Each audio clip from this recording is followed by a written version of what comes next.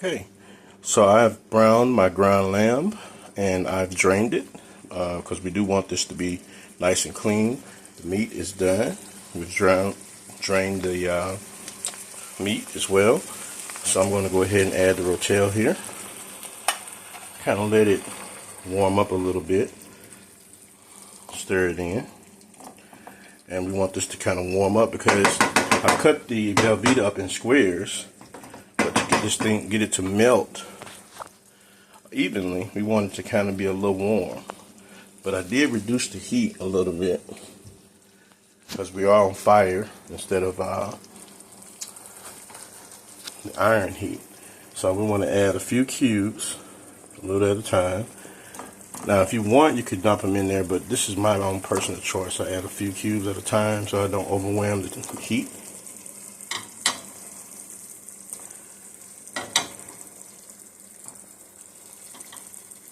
And just kind of distribute it around so that you get a nice clean melting here. And I'm going to add some butter. They say everybody likes butter. Not a lot, but you know, just enough to get this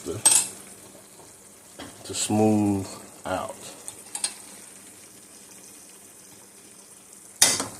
Okay, and then just kind of stir it in, and I can cover this and it'll melt a little faster if I want.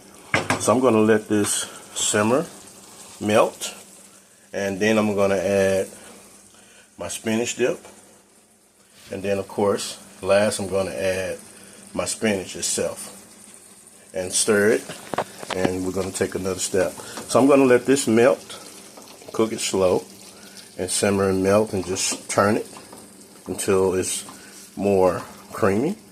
And then, like I said, I'm going to add the Tostitos dip, and then last I'm going to add my chopped fresh spinach, which is going to make it real fresh.